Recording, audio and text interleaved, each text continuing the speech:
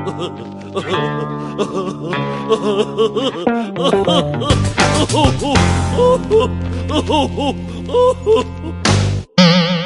that's how I feel after being out late at a birthday party last night. Thanks, Nia. Well, that's how I feel now. Well, welcome to Carnival of Randomness, and I don't know what to say about this show. It's going to be fun. It's going to be great, so I'll get the intros again out of the way. Well, yeah, thank you, Greg. Greg's here. I don't have to introduce you now. He's got to cast the I got somebody over here, and I got somebody on the other side of me. Last time she was here, we're so thrilled to have her back, because we learned the whole mystery of Houghton. Mona's back. Hello, glad to be here. And thanks again, especially because, like I said, I just heard you on the radio how you transported. And then we're very thrilled, and they have to tell us, oh, that's Ken over there obviously talking. The real Ken. Colombo. Everybody. Yeah, the real Ken. But I'm very thrilled. They have a new show coming up, House of Hands, playing at Muck, and they're going to tell us all the details because I don't want to because I'll goof them up. But, you know, late happy birthday, Mario, because you just had one. Late happy birthday, Alexis. You can't dream of what I hope we talk about a little bit. Obviously, we saw a crow before the show. That was cool. And of course, the ever present. She's still here, even though she's got that play on Broadway, MJ, named after her. So she's doing double duties. There's MJ, a little under the weather, but in protective gear, so we're safe. Yes. Hi, MJ. Hello. Hi, MJ. So Mona, what have you been doing since last time we've been here? Let's see. Well, we've got great lineups at the little cafe, but been doing a lot with classical. There's a new movie coming out called Tar, where Kate Blanchett's playing a conductor, and we're going to do a discussion on that November 9th. So classical music's kind of having a moment at the movies with, there's a Leonard Bernstein biopic coming out, movie about 18th century composer Chevalier Saint-Georges, and then also this one with Kate Blanchett as a sort of power-mad conductor of an orchestra. That's not a stretch. Yeah. And so that's sort of like looking forward to those things, but then also been really involved with trying to get some meetings together to get artists together. So I'm glad to also see some theater folks here because we don't have an arts council in town, and this group Rock Arts United is trying to rebuild some of those connections. And so I'm glad we're going to be having some late October, early November gatherings where people can say what do they need. Because we have so many good creative people, but we don't have resources always for them. Yeah. Please tell me that the teachers will bring these kids out to see these movies and get them exposed to classical music. Please. Possibly Tar is a little too shocking, but the rest, Actually, this is open. Then Ken can say something after me because I'm the host, so I have priority. You mentioning, like Kate Blanchett. Now, if anybody wants to speak to this, because I've seen enough of your plays where you play different genders and stuff, how do you go about getting into that? And this actually goes back, because remember, like, the movie Stage Beauty before, like, when there was even more sexism or stuff where, like, guys had to just play females because, you know, women were just in the old days or whatever. But how do you get into the mindset to play different characters? It's like MJ, Heather and I always try to guess, what are you going to play this time? I like that. I like to keep people guessing. Anyone? Well, do you have to immerse yourself in the character, right? I mean, you have to take on the traits of that and think how that person think and act and react. It comes down to the script. I look at the script first. It's the foundation. We do something called script analysis, which is breaking down characters' motivations and then how they get the things that they want. It's all about psychology, at least for me. That's where I go. I go to the script and break that down, analyze that. And then bring in things like, you know, where does this character hold their energy? How do they move? What's their physicality like? Do you do that after the script, or do you have a preconceived idea in your head first? I usually do that after the script. I'm a pretty cerebral actor, so I usually sort of take it from the inside out. Yeah, or you figure like in half your works how to make fun of me during them sometime. I love the one about passing me the bottle on the lawn. I do enjoy that, Rob. I do. These must have been the extracurricular activities of the stage. I'll tell you, and this is a little bit of a digression, just real quick. That guy, Evan Peters, that actor that does all those American horrors, and he just did the Dahmer thing.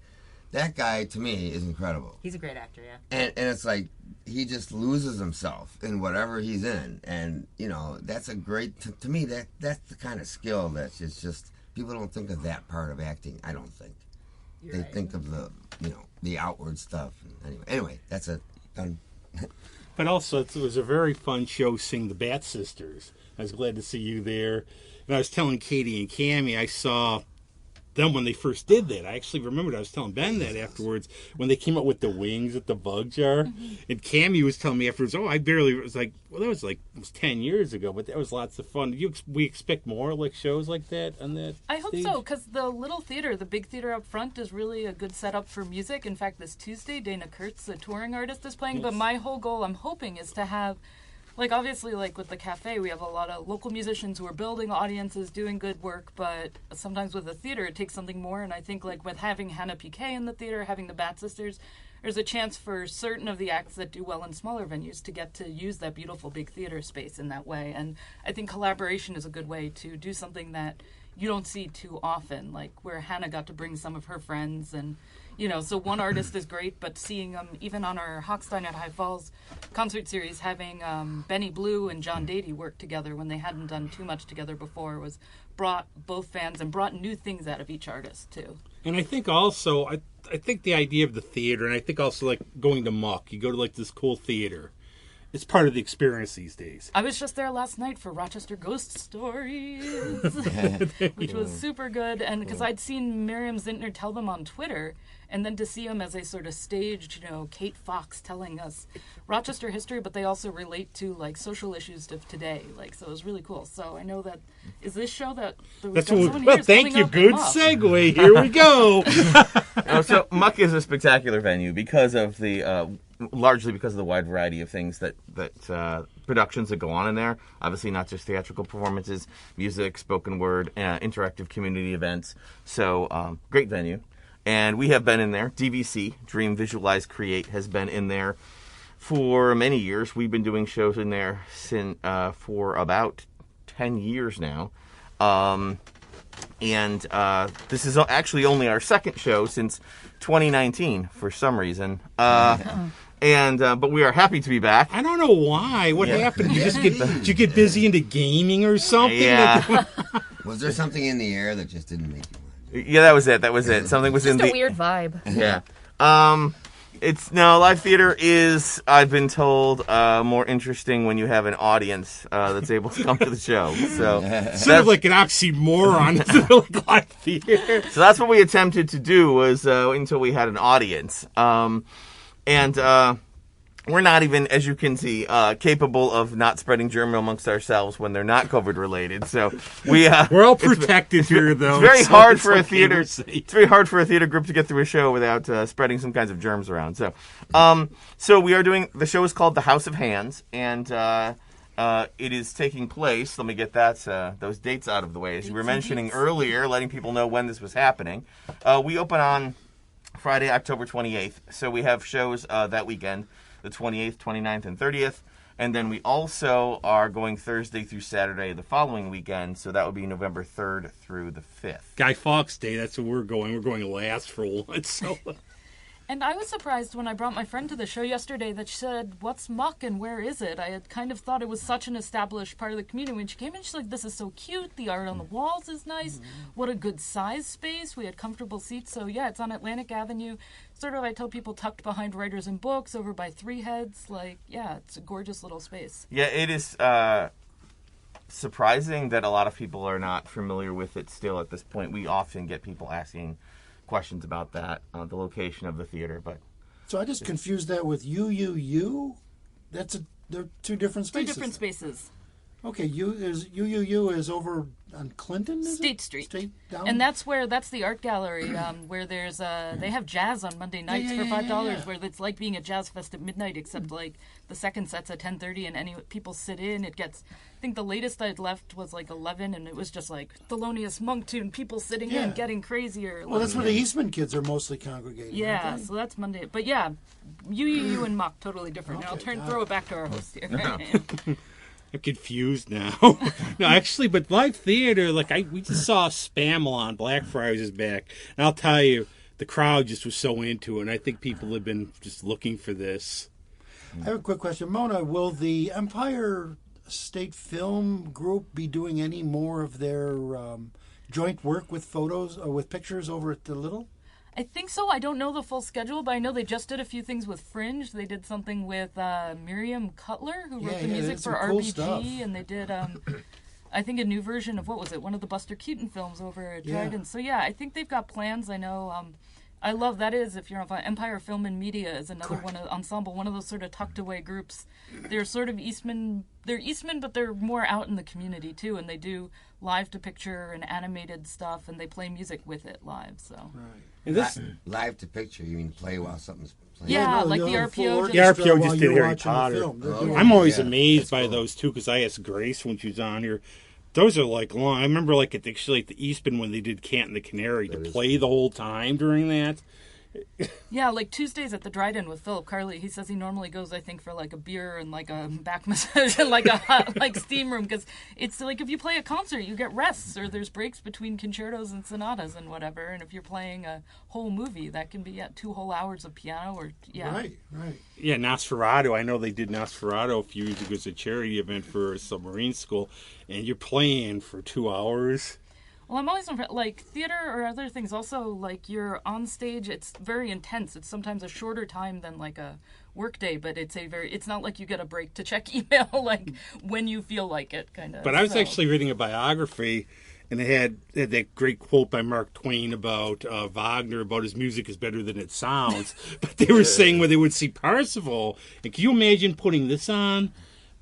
Some of these operas would run 8 hours.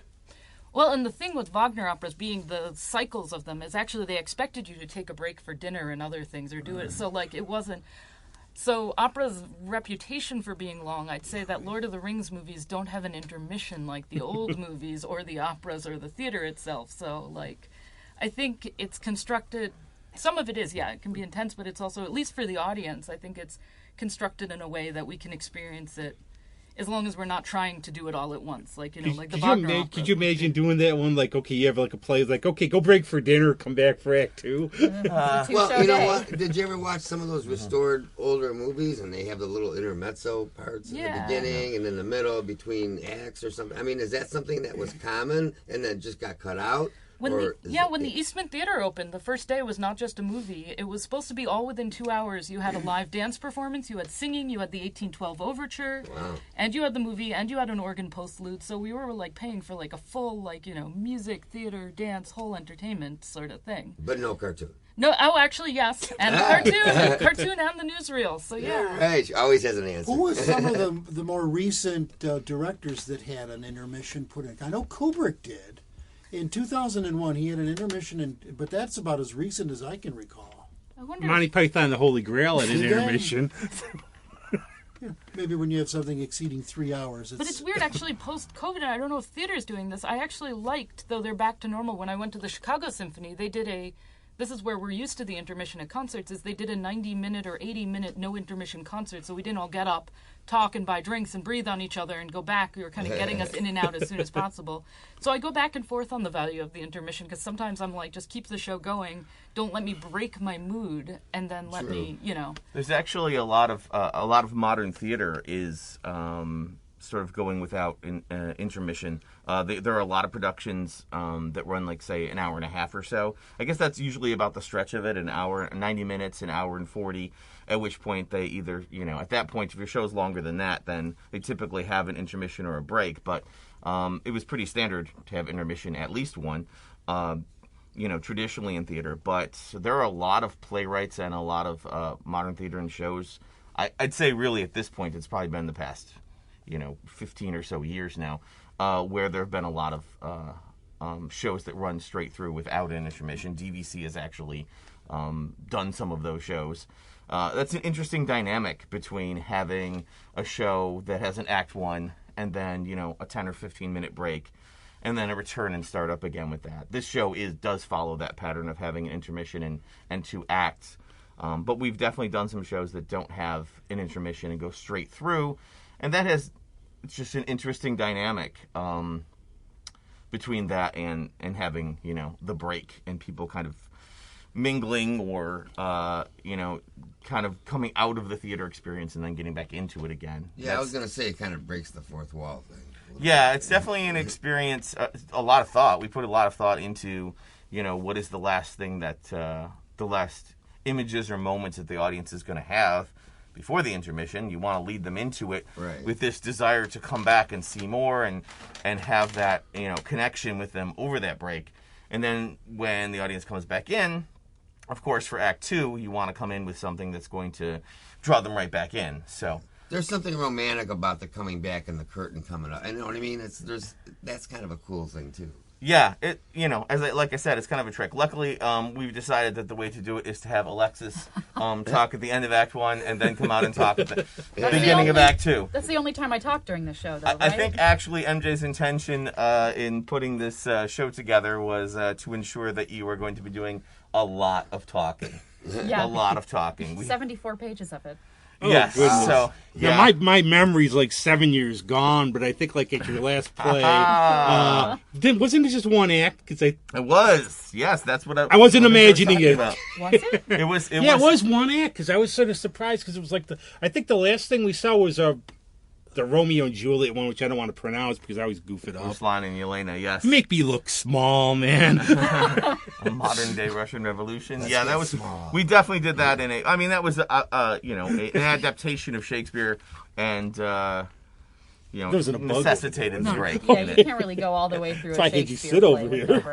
And not unless you do some significant shopping. We did significant shopping, and it still couldn't. So. But in this case, in the case of the House of Hands, this is portrayed as a memory play. So we're getting our main character, who is named Alexis, spelled differently than our actor portraying it, named Alexis. The main character is providing us most of the experience of the play is watching events that happened over the previous 5 years that led to where the character is at this point in his life. So. The story's told through that actor, and then the majority of the show then I guess would be seen through flashbacks. There's a lot of scenes. We get through a lot of scenes in the show. It moves pretty quickly, and there's a lot of flashes of events, so many scenes last, a minute long. So in that case, it leads to a lot of technical issues, right? Sounds, many light changes, because usually a good way to designate the passage of time in theater is a light cue or change of some kind. And so it was just a process of adapting this, because it was first a novel, actually part of a trilogy. So we've got the first part of a trilogy, and we're translating it to the stage. And this actually was a film project not so long ago. We're very much through the process. MJ was very much through the process of putting this together as a film. And then we were weeks away from starting the process, and that was the beginning of 2020. And then something happened. I don't know why we didn't do it. So who decides what shows you're going to do, what plays you're going to put on? So we have DVC does have a board of which Alexis is a member. MJ and I are primarily the ones who kind of come up with what direction we're going to go in. DVC wants to do, the focus is to do either shows that no one has seen before. Our mission statement is about doing shows that are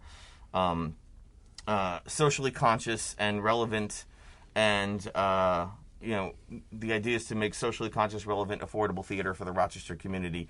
And we also want to challenge the audiences. So when we sit down to think about what we're going to do, we're often either doing things that haven't been done before, or if we are doing something, like in the case of Romeo and Juliet, for example, we want to show it in a very different way. We want to find a way to make it very meaningful to present time and to the people that are seeing it, and accessible, and to find a way to take those old pieces and continue to show why they still exist and need to be performed. So that's part of the process then, is just thinking through that and figuring out where do we want to go from here, what are ideas or concepts that are meaningful to us and that we think need to be discussed. So that's really the step, is just a small group of people. Usually starts with MJ and myself, So from going there, with do you that. figure out a budget process and what you're going to need and sets and so on and so forth? Yeah, so this is a long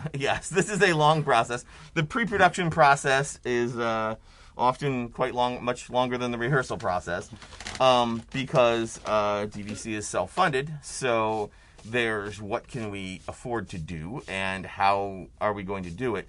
It all goes back to starting with the concept. What is the concept of the show? What's the concept we have for the show that we're going to do? And how do we get that concept across? And everything you do, from guiding the actors through a scene to figuring out the lighting cues, all of these things happen based on what is the concept that we have for the show. And things like budget and process of getting things together, props, set design, all of those things come off of that. But yeah, we have the people you were seeing in this room who are, one is the writer and the other, and are playing, significant main roles in the show, are also painting and hammering and nailing. Alexis is actually our head constructor of the set. It's a drill. I haven't used a hammer this whole time. Okay. Well, it's been something. One of those tools. She's a rage with a nail gun. It's been pretty interesting. So yeah, it's all hands on. Our board. I just talked about that small board of people. Those are people that are involved in shows and carry heavy objects and lift things and put things together. And we have a bunch of stuff sitting in our storage space, platforms that got to come out to form, the floors for the stage. We have a whole bunch of other stuff sitting that we constructed, sitting in a garage. Week from today. Use That's stuff a week over. from today. A week from today, yeah. Mon, our jobs are easy. Do you think about that and reuse and gotta. recycle stuff? That's the goal. We have some things that have been repainted many, many times. Right. Well, yeah. So how do you take what you already have and turn it into something else? Yeah, for sure. Winter becomes summer. Right? That's what I like, though, about both. If you take classical music and theater, around here, I just went to the Chopin show, and I admit, I actually had not heard of some of the other composers on the list. Oh, right. Jennifer Higdon was on there. She's contemporary, and I amazing. just didn't know. Pulitzer Prize And now what I liked also were the changes and the tempos and everything. But there's always something new. And what I've always said I've loved about DVC is we're not seeing the millionth version of Annie or something. We're seeing they dig and they do challenging things, which makes it hard for me to make fun of them sometimes afterwards because it's too serious. But I can't do. I'm going to hand it to you for something like this. Well, go ahead. No, yeah. go on. Please. Oh, it's just the role that arts have. Is it to challenge us? Sometimes it is to entertain us, but I think sometimes people think of the entertainment side over all the other things it does. Some of it is bringing us together. I play in a lot of community orchestras, so the whole being involved, making it does something. And a lot of us who enjoy watching it are involved in bigger or smaller ways in making something as well. We do all, I think, even if we don't think of ourselves as artists, have creative parts of ourselves, but also this idea of thinking about stories, retelling them, telling new stories, and I love coming back to a canon because I do like relating to shared stories, but finding something new with it, not just repeating yourself. But you have this sometimes too, where I still find in music, and Ken can say this, and Greg, I'm sure everybody, we've been doing this a long time, but you find something you never heard of before and you go, wow, how did I miss this? This is just... There's a quote I still have on my desk that someone said at a radio conference, which is, part of it is, our audience, it's okay if they don't love or they don't like everything we do, because they'll go a long way to find one thing they truly love. And so it's okay that and that's what makes this kind of amazing is, sure, that's okay, that I don't like, that is, I would take all that only okay or bad stuff to find this one truly amazing thing. So, and it's always whenever you're doing something new, I'm like, wow, this is different. I might not have heard of that. It's not the same thing. Though if you did Roar sometime, I'd go see it. I like that one. There are a lot of reasons why people do theater or arts in general, right? And as you said, it serves many purposes, and all of those are valid. But DVC is just, we found what it is we feel like we should be and need to be doing, and how we'd like to do it, and so that by definition is going to create a situation where people are going to, not everyone is going to make. Is going to be comfortable, right? We like to be comfortable, and it's the role of art much of the time to make us not comfortable. So there's that, and so I guess challenging is the word that we often use, because of course, you want people to come and appreciate and connect to, and I guess, for lack of a better word, like the art that you're doing. But at the same time, as you stated, if you're acknowledge what you're doing and why you're doing it, then by definition, that's going to mean not everybody's going to walk out saying, being uplifted or have enjoyed themselves necessarily. But not that the House of Hands is not a very enjoyable show, because it certainly is. We have found interesting bits of humor in it throughout the process, in the script, in ways that a lot of the scenes have come together and in a lot of unusual places. But it's a coming of age story, and it's actually set in a fantasy world. It's a progressive fantasy, so it mimics, in many ways, it mirrors aspects of our own society. But the show deals with issues like social class and structure, and perceptions of gender, and our characters going through maybe a transformation, a situation that not everyone connects to, but everyone understands the concept of growing up and figuring out who they are in the face of challenges such as familial expectations and societal expectations and having feelings for another person. There's a great sense of, romance in this show. And so all of that makes for an interesting character that is being portrayed by Alexis. Thank you. I hope that so. You can I hope I'm doing him justice. Is it bad if I just sort of pass this to you? That you're going to discuss this character in some way? Ooh, what does that mean? The hand on you. No. I will say, I've seen the pictures, the stills. I put them up on the page, Yeah, they're and nice, they look huh? like almost like an old, those old time cameras or whatever, like those old pictures, like you sit there. Yeah, that was the goal, I think. That was. Kelly Kester did some amazing pictures Phenomenal. for us, and we love that. We always have great pictures for our show because Kelly Kester does a great job of taking photos for promotional purposes, and then Annette Dragon takes our photos when we're in production, and so we have some great pictures of that. So we never have a lack of amazing images to look back on after we do a production. So. Well, that's cool though, because then you can trace the progress and the outcome from the inception to the to the end. I think it's always neat to see all that behind the scenes. And I think it's interesting because a lot of times as an actor you don't get to see what it looks like. Right, Honestly, right. especially in theater, Yep. because You're just always I'm up in the there. moment. Yep. I'm seeing people's silhouettes in the dark, and I have no idea what it looks like. Right. I honestly just hope I don't look like a fool. During That's a good point. During Tech Week, we're in the theater, and I'll see actors creep out when they're not in scenes and kind of look at things, and I'm Right. like, "What are you doing here?" And they say, "We've never seen the show." Right. You're in Yeah. this every minute, all day long, rehearsal every day, and then you get to the show, and It's like, what's this look like? right, Alexis never leaves the stage really, Oh, except for the intermission. So, you're only seeing it from the perspective of being there Yeah. at the time. Well, so. it's like recording music, and then, do you ever listen to it? After Right, you record right. it? Like, I listen to some of my bands once in a while, but then you think, well, why am I even bothering? It's like, you think it's just an ego stroke, But sometimes you want to know what's the whole thing sound like? You want to know what the whole thing sounds like outside of your part in it. You know what I mean? Well, that's another thing. Go on, go, How Ken. old is the theater group? Oh, DVC.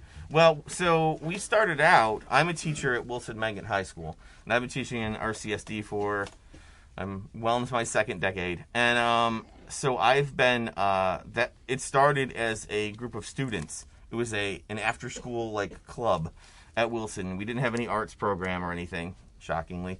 And we had some kids that were interested in, getting together just to talk about theater and movies.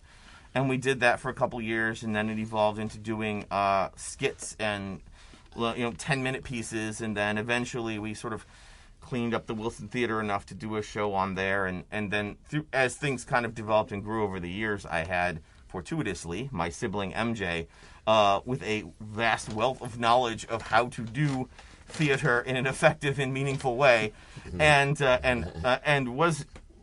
we went through the process of kind of evolving from there.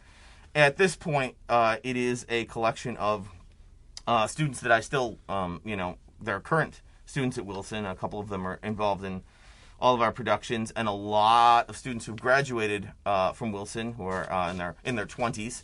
college age, and local members of the community, the arts community. And so we sort of together have created this theater company. We officially moved out into as a community theater group when we moved into Muck. That was the first show that we had done. Like I said, 2012 or something at this point. And since so it's just been this continual process of having people connecting to people in the Rochester arts community and staying connected to people. I mean, there's people in all of the shows that I've known since they were, 15 years old. Yeah. And it's really interesting to watch that process. So it's about 10 years old. About 10 years old. Yeah, I started it back in, the kids will tell you, the kids that are now 38 years old. And I remember them from the beginning. That's the thing. Will tell you that the club existed since 2000. But yes, as we currently exist in this incarnation, it's been about 10 years. Mona has something. Well, it just got me thinking about arts in the schools. I've been talking with people a part of the group Teaching Artists Rochester, which is the reborn young audiences, which is what help gets artists into classrooms or into assemblies. And there's the different parts. There's getting to do the art yourself as a student, which who gets that? Who has a school orchestra, who has a school theater program, and making sure that there are more opportunities like that. But then also getting to see and experience different art and different cultures. So that's something you've been able to bring more of to your school or to the students there. Yeah, I think, I can't speak to what other drama programs were like or anything, but I do know that it seems to be a significant difference with a lot of younger people who have theatrical experiences. They may have more, be in bigger budget, exciting shows or something, but they don't have their ownership of being a part of it, like they're playing a character in it, or they're kind of being directed specifically whatever their role is in the piece. And so the idea from the beginning was that DVC was very collaborative, continues to be now that we're working largely with a group of adults. But the idea throughout was that people would be part of the decision-making process, and that DVC... The idea is that we talk about DVC being a family, and this is why a lot of our audience are people that have come back that were a part of DVC 10 years ago that are coming now and reconnecting with everyone and, making art still a part of their lives. My goal is just to have art be a part of these kids' lives throughout their lives.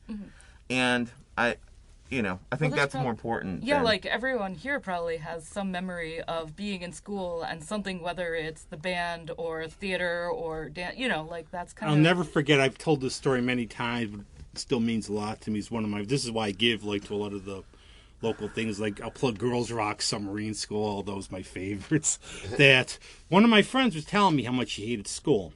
And he said, you know what, the only reason I got through school, I was in band, and I knew I had to do okay in school to keep playing in band. If it wasn't for the music, I would not have made it through school. I can relate to that.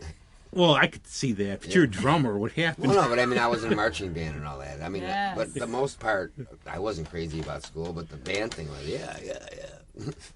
Well, and I just saw pictures online of the Pride of Rochester, the city school marching band, and it was so cool. They were working with kids from Victor, as a kind of collaborative back and forth, and I love seeing things that grow between schools or start to merge the school and the community. Yeah. I think it meant a lot to me as a kid to play in a side-by-side, next to professional musicians. As a high schooler, being oh, wow, this is what it's like when it's not just me and our, friends misbehaving in school. Or, we're always trying, but it was, made us sit up a bit straighter and, think a bit more and, Yeah. I think it fosters competition in a good way, and it makes you want to excel in a good way rather than just trying to get one up on somebody or dressing better. You know what I mean? It takes away a lot of that.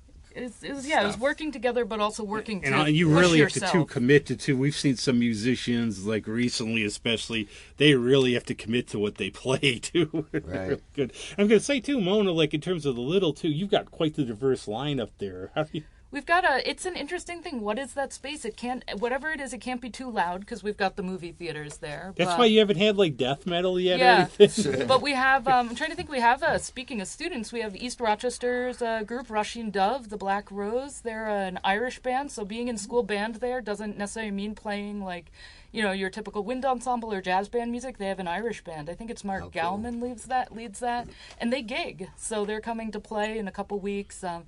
Got, I think, Hannah PK doing a Monday residency in November, and I really love her, a great local blues musician. She's who's worked, awesome. Yeah. She's great.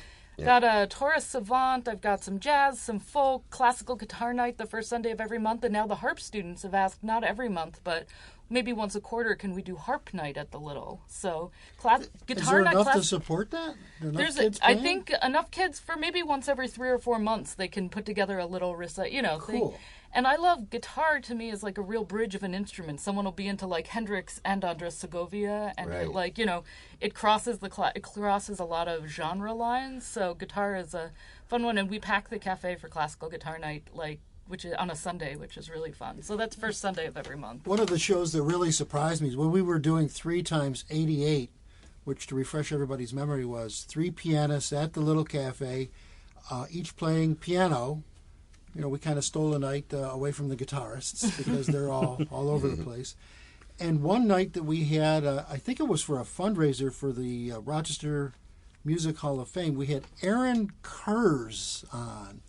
He was, at the time, a senior in performance, or he had come back to Eastman for postgraduate work or something.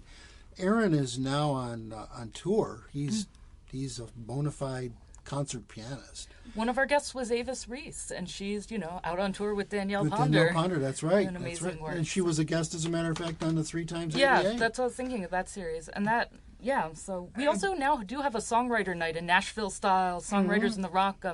Alex Gettle and Chris Bethman. Chris Bethman teaches, I think, at East High School or one of the city schools also. They bring up different songwriters. That's back to guitarists again. But you were saying, right, yeah. But what I was thinking awesome. was That's that great. with Aaron, he and I actually met before he performed that week at the Little Cafe, and he said, well, what would you like me to do? And there was something in my head that was, it gets back to the guitarists, because they always come out and they shred and they shred and they shred, and look how I can play 49,000 17th or 16th notes in 2 seconds. And I told Aaron, give us something that's really pyroclastic here, and he turned around and he played a piece by Liszt. It set the house on fire, and I'm not even kidding, pyrotechnical. And there's definitely an audience for that, even at the Little Cafe.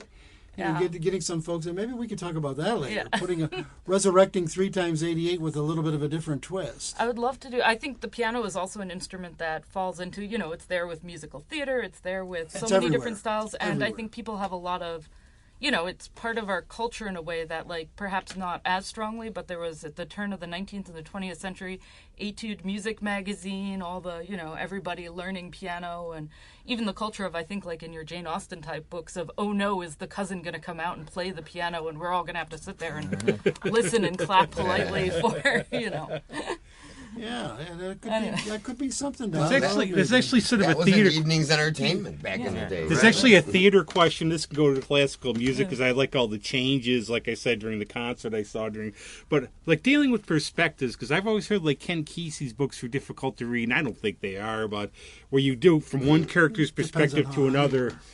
I thought they were easy to read, but were you tripping? Oh, you were really hot. You proved their point. I get no respect. But when you're say you're dealing at a play, doing a work where character number 1 starts, but then it goes to character number 2, character number 3, you keep swifting around. Is there sort of a difficulty in making sure the audience follows which person? So I think that's where directing comes in, because you kind of have to make sure that comes across, and that's kind of the biggest challenge of it. I've just been stuck in reading novels where the question is, a lot of people that complain about some of them where you can't tell which person is talking or it is easier pointing when you on can because see of that. people. That's why. So I think theater has less of a problem than novels in that sense. That's true. And this novel, The House of Hands, was written as a first-person narration, so we're hearing the story through Alexis, and we're doing that on the stage as well. So, for one thing, Alexis just pointed out, visual helps a lot, but also... See my face. It is interesting because we are hearing the story through the perspective of a single person. We've discussed that a lot in the process.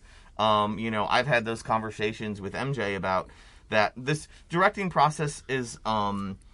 as I've said, DVC always wants to be, we aim for as much collaboration as possible. That's how you get the best work out of getting everybody's insights and putting things in and working together on things. In directing this piece, it was has already been constructed. It was more about how do we get these ideas across in a live format as opposed to where it was intended to be in a film or initially, people are reading off the page. As you said, very different experience.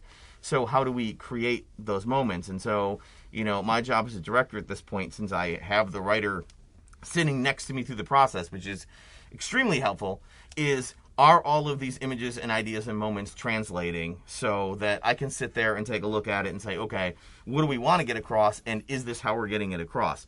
And we've talked a lot about how, we're following the character of Alexis through this story, and we still have to understand that we're seeing his memory, and so the way that things are being framed and shown, we accept them as actually, being real, actually having happened. But it still affects how you stage a scene. Is this your Rashomon moment where it matters there who you go. saw it? Yeah.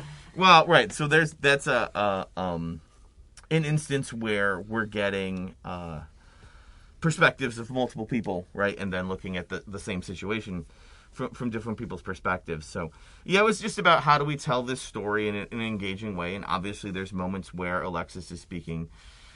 Seems to be speaking directly to you, and then a lot of times we're going back into moments and in and out of moments, and then Alexis has this power to affect and shape. I think that's the biggest thing, is that Alexis has the power to stop moments in the memory at certain points and come out of those moments, and so we see his reaction to them in that instance. But yeah, I think that perspective frames things enormously, especially in Alex's relationship with Kate, who is the character that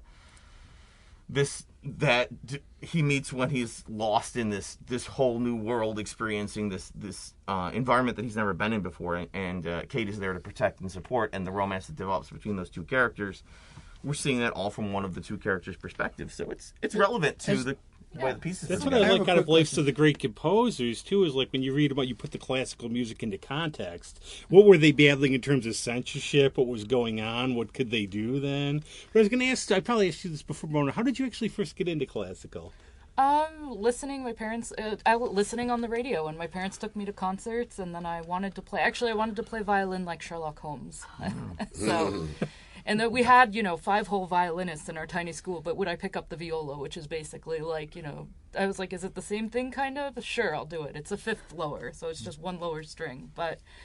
And it has the lower, more, I guess, mellow tone. There are a lot of jokes about it, as I was telling before in the show. We're sort of I think there are 11 pages when I was younger on the internet, like early internet, that my dad printed out 11 pages of viola jokes, cut out the ones he thought were indecent for me. Tell you when you're older ones. And I could follow this there, but I hope you don't mind me thinking of texture and tone. Something they said earlier about theater is interesting. This is good. Yeah. This is... That about the way the lighting changes, or there are different ways you can signal it. As a big movie buff, which may have come out in some of my reference, that like Little Women, the Risa Greta Gerwig one, some people said they didn't know what time it was, but I felt the whole language of cinema told us by the shift in the color, the light, the feel. Yep. And it wasn't like, they announced 5 years earlier. It just changed, and if you were tuned... And that's, although I love reading, when I watch cinema, and I guess I should look for it more in theater, there are visual cues, the whole feel that you can change something without saying it, as opposed to when I'm reading a book, you have to say, now this is happening, kind of. Absolutely. And you obviously go in with the idea everyone's brain is different. Not everybody's going to pick up on it, but you just try to get it across the best you can. That even goes to us looking at the script and saying, this scene takes place in early evening, this scene takes place in the morning. We have limitations. Muck has a nice new light design board that is far superior to what they had in the past. You can do a lot of subtle things with it. But it's still creating the idea of what does morning look like when this yellowish and orange light comes on versus what does it look like later in the day. And And then, so we have a lot of, this is the next day or this is a couple weeks later, and nobody holds up a card showing that. So, how do you do that? You do it with the sound cue.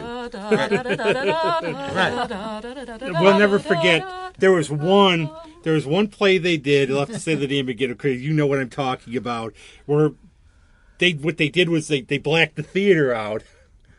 Remember? Oh, black comedy, yeah. This one you have to hear about. This is...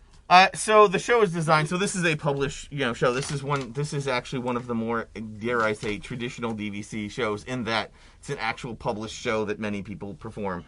But it's a one act, and the idea behind it is that when the audience can see the actors, it's dark on the stage for the actors. And when the audience can't see the actors are conducting themselves normally. So you have complete darkness, and you have to have actors walking around and talking and acting like everything's fine. And then the lights come up, and all of the actors act like they can't see anything at all. And then there's an in-between where if someone turns on a flashlight or lights a match, there's some darkness. So you modulate the light cues that way. That actually was not very difficult to light, because it was either the lights are up or the lights are down or the lights are at half or whatever you're going to put them at. It did not require a lot of... It is hard to pretend you can't see, though. Yeah, it's true. It's also hard to pretend you can see when you're walking around a room, but nobody knows if you've fallen over anything because they can't see you. That's easier, actually. The play is written that it's a good almost 5 minutes where the audience is just sitting in darkness. Okay, so here's my segue that I was going to ask before. Sure. Have you ever considered doing radio theater where you take away the sets and so on and everybody goes back to the imagination of the mind about the story that you're going to tell? So DVC has not done that, but there are groups in Rochester. There are a couple groups in Rochester that have done that sort of thing. And I've just been reminded that actually we did do something similar to that. There is a play called Kill Shakespeare that is a modern. It's actually started out as a graphic novel. It's a comic series, and I found it pretty interesting. It took all of Shakespeare's characters and combined them together into a different style of story, Hamlet being the main character, of course. And I contacted two writers from Canada. Conor McCreary, I think. And it's Conor McCreary. Yeah, I want a shirt at that because I was like the comic book nerd and I can answer the comic book questions. So Conor McCreary, I wrote, I just got in touch with him on social media and I said, hey, I really like this comic series. Would you mind if I made a play out of this? And he said, well, actually, we have one, but it's designed. The design of it was that there were like many images from the comic on a screen, and the actors would sit at. We ended up constructing these medieval-looking benches and kind of angled them. But essentially, the actors had the scripts, and they were basically doing voice work, right? They were voice-overing a viewing of images on the screen. And so, in that case, yes, we did that without, costumes or elaborate set designs. We did have to worry about tech, though, because you had to make sure that the images moved at the right pace and that the screen worked. And Muck didn't have a screen at the time, so Kelly Flagel, our set designer, built a giant screen to put up there. So yes, I guess that we have had the experience of doing that. And it does remind me of a group that I don't know if they're active in Rochester anymore. Do you know about Tabletop Opera? They have taken operas like a Strauss opera, Salome, and they've had comic books drawn for projected behind them. And done these like graphic novel integrated opera performances. They've also done.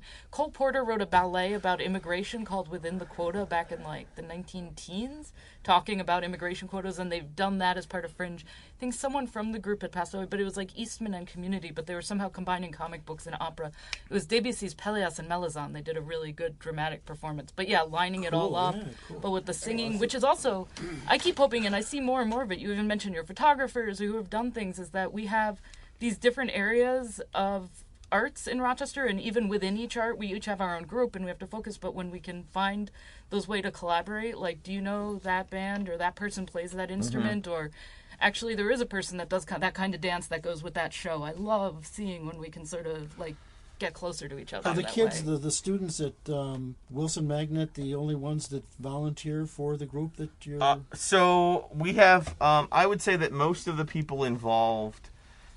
If you look at what DVC constitutes the DVC family as a whole, which right now, so I send out emails to over 100 people that have been students of mine at one point in time, whether they graduated last year or 15 years ago, that are part of the DVC family. So if you look at that as a whole, then the majority of those people were students from Wilson High School. But at this point, we have we're working with some people actually that we've never worked with for the first time who do a lot of local theater, who are just coming in being part of this DVC production that are in my age group that have seen DVC shows and have worked with various members. MJ was very instrumental in connecting us to other groups and organizations. So we've kind of expanded in that way, but yeah, we've always have the roots in that. There's always a little Wilson reunion sort of thing that happens when people come to the shows. Getting a little bit, this isn't as random as, it's supposed to be random here. Yeah. But this is actually not super random. It goes back to the idea of collaboration in music. DVC, we always really, our goal is to incorporate music, live music, as much as possible. We've done some very unconventional musicals in which we have, depending on what we've required, have brought in everything from just a keyboard player to a full band. But even in a show like this, which is not a musical, we do have some original music written by a local musician, Doug Waterman, and who performs the songs in the show. We're always looking to incorporate that idea of live music into the production because the music inspires every piece that we make, whether or not it's has songs written into the show or not. And so those kind of connections and ideas that the arts are all intertwined in that way to tell a story is it's an important thing for us, and hopefully it's an important thing for a lot of groups in the community. Yeah, just last week I saw the Rochester Oratorio Society performed with students at Robert Singers and also an orchestra and singers from Canada. R. Nathaniel Dett's Oratorio, The Ordering of Moses. It tells the story of Moses leading his people, leading the Israelites out of Egypt, but it's also incorporates spirituals. It's a metaphor for the enslaved leaving, in America. And he is a 1932 first black graduate of the Eastman School of Music, incorporated spirituals into his work. But Thomas Warfield danced in the beginning of the performance, this dance with chains, and it was amazing and powerful, and not something that Dett wrote dance to go with it, but the way it was performed came across so beautifully, especially because he's a very thoughtful, powerful performer. And so it's also amazing, just music, the swells of the choir when the seas part and the Israelites go through, the choir just sings, ah, but it's like you feel the waves, especially in the Hochstein Performance Hall. It was one of I love Hochstein. By the way, the hall was just redone. It's so They've beautiful. got a Halloween thing coming up, too. Oh, Looks really neat. There's a kids concert, or kids of any age. I think it's October 30th. They're doing all the Halloween I found classics. I cared for things there. I love their place. But now this is like we're winding down. We could go on for 4 hours as usual because it's so fun. But I have to ask, now this is like, we don't try to get into politics and stuff. This is going to be like the question probably ruins the odds. Alexis, what'd you think of Sandman? I've heard some people don't. Well, I enjoyed it for what it needed to be to get across to sort of a new audience. There were a lot of distinct differences, and I think they were sort of necessary in transferring a medium for a new time, an audience who isn't familiar and can't, I don't want to say they don't have the attention span, but I mean, it's kind of a slower burn in the comics and sort of relies on you wanting to turn the page, wanting to see more. But in a streaming medium, some of the character development did come across a little accelerated development. Yeah, for sure. Which I think is kind of at a detriment to what the story is about in some ways. But I think that a lot of the changes made were necessary in order for, I don't know, to be accessible to probably a modern... somebody we love the books, but actually Julia caught one thing about it on there when they did 911 because it should be 999. Oh, because it's England. In England. Oh, See, I was surprised in a way, having loved these since high school, I think, and now I'm Okay, 41. you were... I was surprised how many things were realized very similarly. I guess so many times when I see something adopted for a movie or, a stage, in one ways, what works in a book doesn't always work on stage or screen, which is why I think sometimes operas or plays are well adapted out of short stories, out of something with a lot of space, because you're not trying to put everything in. So especially in opera when there's time to sing, because you need your arias and then your action and your recitative. So in this, I was just surprised how many things I recognized, or are they going to that? But then there was one or two young actors who I thought were not super strong that may have had a major role, like Rose, that made it a little difficult. But other things I thought were I was just struck by a lot of it. Yeah. I think because of the graphic novel format, there's actually a lot of ability to draw and create the images as they were, or as they were sort of intended to be. And I think that does give them kind of not an easier job, but it makes it easier for us to recognize those things directly, be like, that's exactly what it was. That's exactly what it was supposed to be. And then it also kind of makes it more obvious when it's not. See, and I really liked, say, Lucienne instead of Lucien, but someone else, a friend of mine, a woman of color, said she felt uncomfortable with a woman of color being the one who bails out the boss and all this. Like, the dynamic in trying to include more characters of color, what roles they put them in, made them, I also don't, are they going to make any more? Do they have any money to make I don't know more if they've decided yet. I've been following it a lot, and they haven't. I actually will say I did like Good Omens a lot. Oh, the second season's coming out next Did summer. was it like a no or Oh, yes? no, I haven't gotten to watch it. No, really. I love that. The only thing is David Tennant looks like Geddy Lee. Having been very recently involved in a production where we had to adapt it from one format to another and maintain the elements in the piece, I would have to say that at least on our end, a lot of conversation and discussion goes into how do we get this piece across, revisions of things. You have this idea in your heads of this is what this piece is, and especially when something is really good. When, like Sandman, right, you have something that is beloved by people and is so excellently constructed.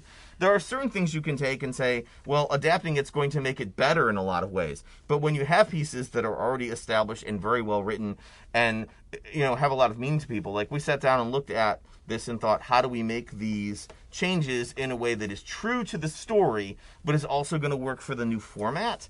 And I think in this case, and with Sandman, it certainly helps when the creator of the piece is directly involved in the process. So Neil Gaiman's directly involved in making this adaptation come to life. So at the very least, he's signed off on these things, if not been part of meetings where they have talked extensively about how do we take this and bring it into, this new format. I just think you're likely to be a lot more successful when you're doing that with the creator of the You piece. think it would have been better maybe if they used animation because it could do more? Maybe. I mean, who's to say better? Certainly different. They would have had a lot more freedoms and options that I guess is limited by the live format. But like Dream of a Thousand Cats is one of my favorite stories from the original comics, actually, for whatever reason. I don't know why. As soon as it started, even with the animation, I was weeping. But I think they had, because of the format they're using, they have a lot of freedom to take those and make them those moments when they need to be, which I think is really cool, the ways that they choose to do that. And I think it's better than, say, I love Neil Gaiman's Stardust, and I still can't stand the movie because the score is so bad. The movie itself, the score is so distractingly bad. The score, and it's like, normally, I'm not just because I'm a music person always listening for that, but it is not just blandly back there not doing anything. It is actively hurting me. Right. If the music Sorry. does something, if the lighting, if all of these things are good, you're probably not really noticing them. Yeah. Because they're serving the overall story and what you're trying to do. But when they're not, they stand out in a way that detracts from you enjoying it. No, that could do it. Like somebody said the one time, there was one review of The Graduate where it said, some critic said, well, Simon and Garfunkel's songs don't mean anything to it. And the music, people forget, the music adds so much to it. Yeah, and sometimes there's, but yeah, that idea that when it's all working, you aren't thinking that piece, that ingredient. Instead, you're just like, that is a delicious flavor or whatever. Right, you yeah. know. It should all come together to A lot serve of the that's story. how they mix it, too. Sometimes they mix it in your face. Other times, if it's nice and in the background, you're kind of like, oh, yeah. It adds more ambiance and more mood, but when they jack up the sound, sometimes it's... And then there can be times, I guess, where you want attention. I'd say The Lobster, the movie, I don't know if anyone saw I've that. seen, yes. It was very strange. Strange about if people don't end up in relationships, they get turned into animals. It's this experimental director, but in it, That one, there's silences and then like big washes of like a Shostakovich string quartet because they're in a dystopian world, and it's like so in your face that I think he wants you to notice like I'm doing that, Right. as opposed to just trying to have a nice background score that There's is a lot bad to do with enough that you intention. notice. Yes, The intention is Right. all of it. That- yeah. Yeah. Anyway, Got sorry. through talking this with Sam without any violence or any like anger or anything. I was worried. I would say that we are stuck in muck. I think that should be your T-shirts. Get stuck in muck. DVC stuck in the muck. I mean, No, and I realize not like, we wrong. take it passionately because we love the work, but we have to remember like the first issue of Sandman sold like 60,000 copies. I'm sure it's done better since then, but most people seeing this are wondering like they'd never seen it before. I'm so happy in a way that people are into it. It's so weird because these were the things like when I was at least in the 90s and middle and high school that you were very weird if you were into, and now it's like very odd to see like my mom or my cousin, like just My normal- boss at work quoting Yeah. Sandman in a card to me, and I'm like, oh, okay. No, me I used too. to do Neil Gaiman. He lived in Minnesota. Greg has to exit us early. He's been taken away to work for Sandman. He's got to go work. No, I have a party. I'm supposed to go to a kid's party. But, Kids. All right, I'll bring you I all was excited balloons. for a Yeah, second. Rob, so the rock clown is here now. Yep. Yes, All right, good to but see you I guys. used to I subscribed to Magean Line, which is just Neil Gaiman. When he lived in Minnesota, it was a bookstore, and I would get like all this stuff, like the Tellers of the Emperor Globius or whatever, all the signed stuff, and you could actually correspond with Neil before it got big. And Yeah. I just look back and go, wow, I was in at the ground floor, and look. Oh, speaking of bookstores, I have to give a shout out. Haven't been there yet. I don't know if it's open, but someone just told me I looked up. There's a bookstore that was in Hong Kong called Bleak House, an amazing family-run independent bookstore. They closed because they were leaving Hong Kong because of politics getting a little too tough. They're reopening, as they said, in New York, but not the New York you think. They're opening in Honeoye Falls. Bleak House Books. So hopefully all their international customers will keep supporting it, but there's an independent family-run bookstore opening in the village of Honeoye Falls. I love that's like one of my That's- That's never the like New when York I lived in thing. DuPont Sorry, Circle, honey. especially, that was my Wednesdays, just hitting bookstores. I love the good old used bookstores and stuff. But So, yeah. this has been really fun, and it's been, of course, you'll have to come back, Mona. You'll have to do more plays to come back. Yeah, that's all right. We're on the docket for 2023. That's awesome. But just we'll wrap it up a little. First, we'll go to you as your show. Do you want? So I'm on WXXI Classical 91.5 on FM. Even when she comes on our show, I hear her on the radio coming down to the show. 3 to here. 7 on weekdays, and also now Wednesdays noon to 1. You can come out to Hochstein or listen to Live from Hochstein. We have live concerts that are broadcast also, and then there's bands at the Little, and we've got upcoming screenings of Tar and The Singing Revolution about Estonian song festivals and resisting Soviet occupation through musical identity. I It's think- a spooky little during yeah. October. Oh, yeah. you It's can also see. spooky season. All sorts of great stuff. And I'm hosting on Wednesday a bike event about biking in Rochester and health. And I don't know. I'm around. And Ken's Too making much. balloon animals at the moment. That's right. I'm going to make balloon animals. So look out for him on the corner and stuff and selling hot dogs. But now, making balloon Taking animals for you. amazing Kubrick perspective shots. For us vegans, right. we're in trouble. So, and now tell us last about House of Hands and everything again. Where can we find it? I know, but everybody else has to know. I will be happy to inform you. So for more information on the House of Hands, which will be happening the weekend of October 28th through 30th and November 3rd through the 5th, you can go to dvctheater.com. So this is DVC THEATRE, right? The R before the E. Theater like the event, That was not gonna theater be my like the question. building. Yeah. DVCtheater.com, but of course, you can just also go to muck, muccc.org, and there's a link that you can get to those places from there. Put it this way, I got our tickets easily, and if I can do it, you could do it. So, easy to acquire tickets. Do so ahead of time. That would be amazing. It can sell out. We have our tickets. My Look. information. The show is... it's new, it's exciting, it's queer, it's relevant, and it is... a powerful piece of art that I hope we are making a powerful piece of theater. And Alexis talks a lot. So much. So please go there and make Alexis intimidated. If you'd like to, you could come back and just talk for 2 hours on this without us. No. I already have a lot of that to do next Yeah, week. but so I'm the fine. last thing we'll do is our good friends on Nightfall actually made a concept album, Nightfall After Dark Shadows. Lisa loves Dark Shadows. Anybody a Dark Shadows fan? Not you, MJ. I don't Barnabas want you to be- Collins. What? No. Do you love it? I watched the old one with my mom. Well, yeah. good. I will let you, because I haven't watched it in a while. there's a concept film. You could pick out the track we're going to play at the end. Oh, let's see. Do we want Night Creatures? Here we are. The Gee, that did take you long. relevant. Yeah. Very good, and thanks a lot, Mona, for that one. So we're going to hear this. You can find this anywhere. They're going to have a CD released, shockingly, by Halloween. It's Nightfall After Dark Shadows. And it's a concept based on Dark Shadows, obviously. And Lisa was telling me she's going through all 1,250 episodes as we speak. So this is Night Creatures. And thanks, everybody. Go see the show. Go listen to Mona. Listen to us if you want, I guess. Support local Rochester arts. Cool. See ya.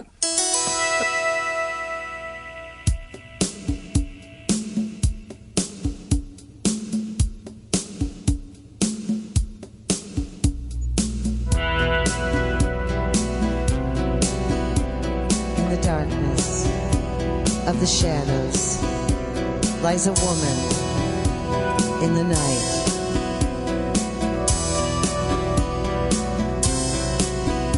In the darkness of the shadows lies a lifetime of moonlight.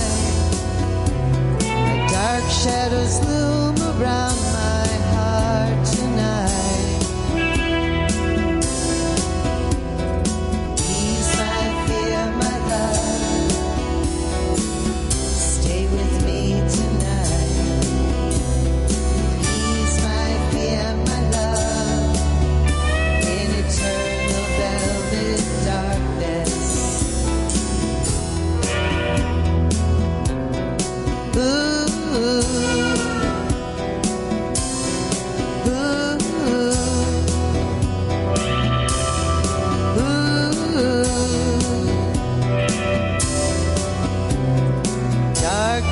Let you see shadows of the night,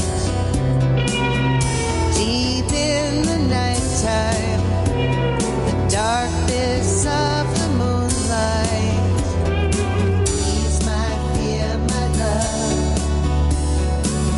stay with me tonight. Ease my fear, my love, in the velvet darkness of the night. In the darkness of the night.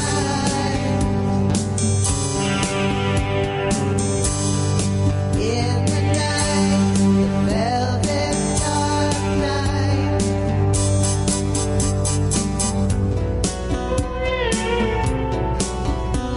In the darkness of the shadows lies a woman